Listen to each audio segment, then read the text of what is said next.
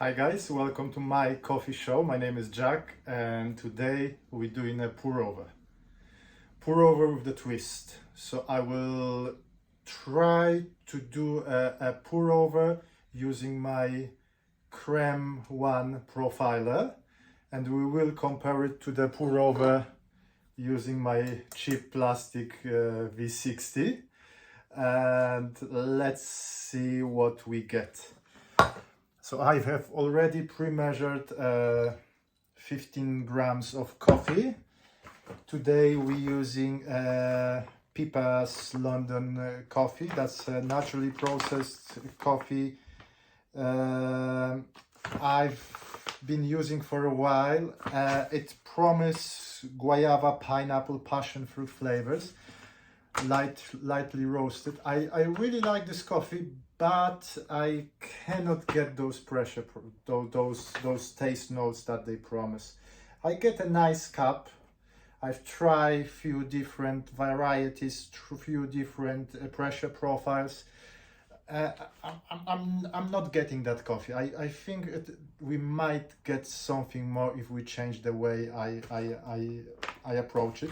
So today, pour over. Let's see what we get, and is it possible to do a pour over on espresso machine? That will be interesting. So for the grinding, I'm using my K Max Easy Presso.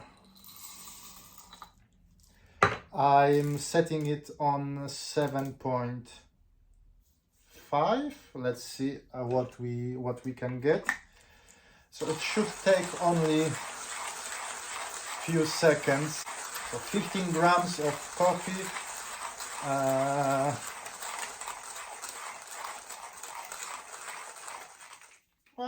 And it's done. So yeah, so for pour overs, this takes no time whatsoever. If you are one of those few people who watched my previous videos when I was doing an espresso shot on this one, it takes some effort. The results were great, but it takes some effort. For pour over, no time whatsoever. So the coffee is ready. The coffee has been grinded. The kettle has been boiled. First, I will do my attempt of the regular pour over. I've lost my spouted kettle. I have ordered a new one about 2 weeks ago on eBay, and it got lost somewhere. So for today, I will use my regular kettle. So we will see what we get. But I'm just very curious about that experiment. So I need something to compare that shot from Crem. So I will attempt to do the pour over with this kettle. We take the coffee from the chamber. So very nice magnets that holding the chamber here. We've got some leftovers here, so let me see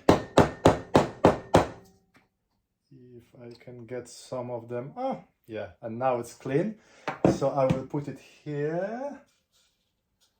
So 15 grams of coffee, 15 grams of coffee, and I want about 210 grams of liquid. So first there will be a blooming phase. Let me just. Okay.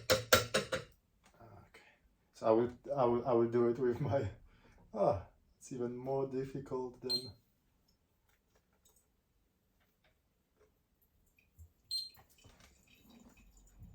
Okay. So we will wait about 40 seconds. 100 ml.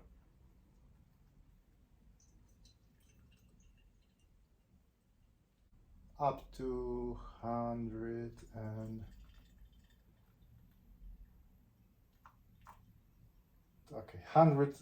So 215 altogether. I don't worry that much about the time today, so I'm not dialing for a pour over.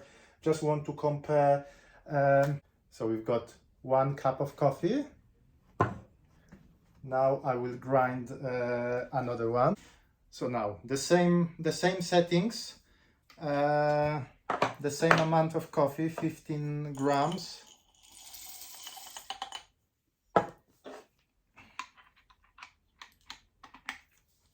So now how to approach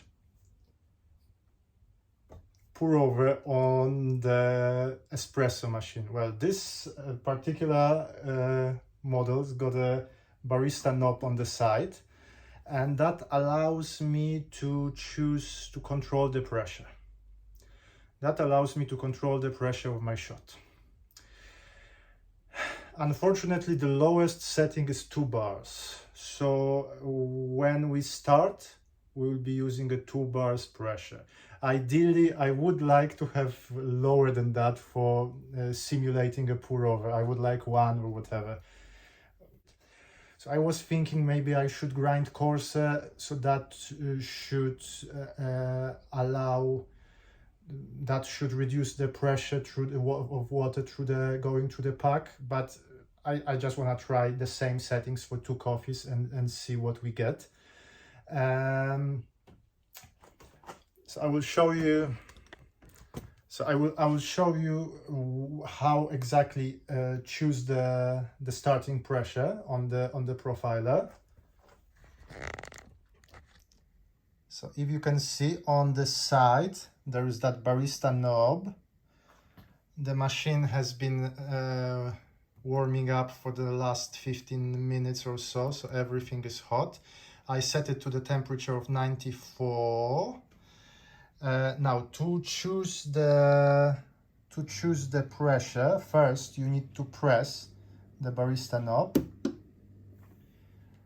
Then you have that sign on the screen, and then you can choose any pressure you like.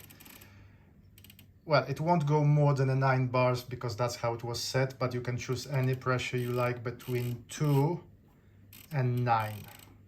Okay, so for me it will be a 2 bar pressure. I have to transfer my coffee beans into the portafilter. I'm using a spouted portafilter today because it won't be a nice espresso shot. Okay, the coffee probably will be all over, so there's no point of doing a naked portafilter. Okay, so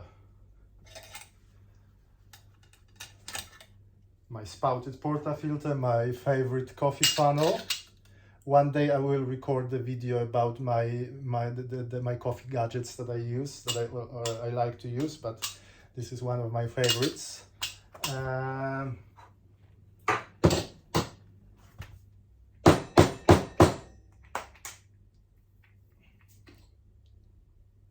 It's more or less clean again. So all you need to do is whack it a few times, and it all ends up in the container. Now we put it here. Now we don't have to, because it's so coarse. It's so coarse. We don't have to worry that much about a distribution.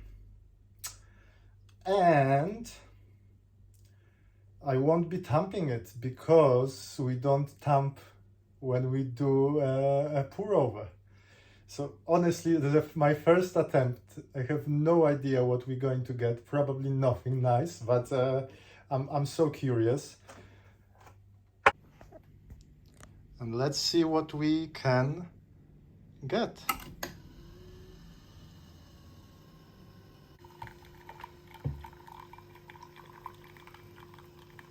So I'm looking, it shows me how many milliliters is going through the coffee pack. I forgot to switch on my scale, but I'm aiming for 215 milliliters.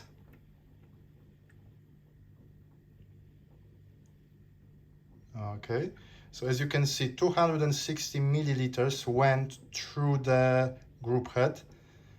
Obviously some of that has been sucked by a pack, but that's the same story with the with the normal pour over. So what we get here should be, well, should be similar to what we get through the pour over. I mean, the amount of liquid. Obviously this is very unscientific way of approaching the this subject, but that's, well, we like to play with our coffees. I enjoy to experiment. Let's see what we've got. So the pour over coffee is ready, waiting, nice and a bit colder than.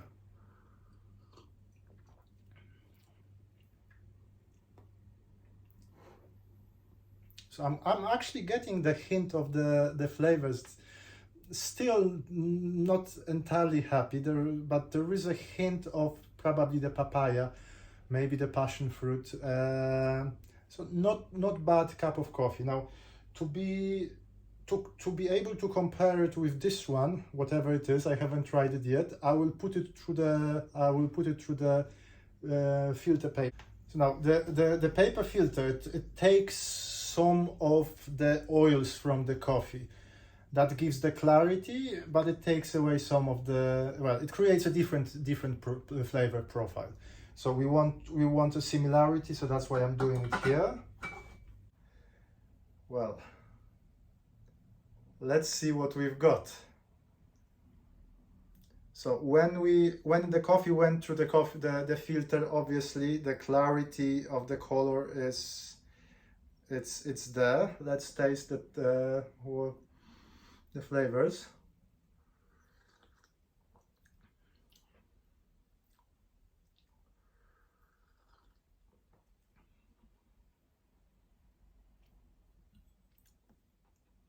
I will compare it with the, let's call it the proper pour over. But if we compare those two cups,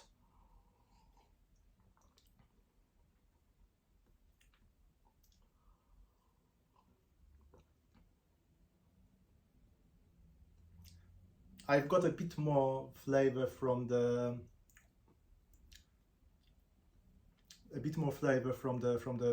proper pour over.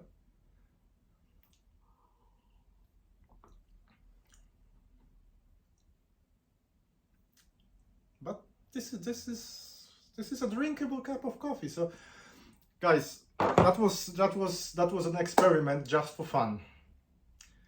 I've seen one of the guys on YouTube doing it on the Decent espresso machine, where you can regulate almost everything, and they apparently have a good results. My machine, unfortunately, I cannot go with the pressure below 2. I would like to go lower, and then we could maybe compare it a bit better. But well, the one reason why we have expensive coffee machines at home is to experiment. So that was an experiment, and the results kind of inconclusive. I mean, the pour over was, I think, better. It gave us more flavor. But maybe if I play a bit more with the creme, maybe if I change the coarseness to accommodate that the pressure is a bit higher, maybe we could get something even more interesting. Anyway, thank you very much for watching. My name is Jack. This is my coffee show. If you like these crazy, chaotic videos, click like, consider subscribing. In the future, I will show you a few of the proper pressure profiles on my creme. As promised, I'm also going to do a comparison between Crem One and my good old Barista Express. But for today, thank you very much.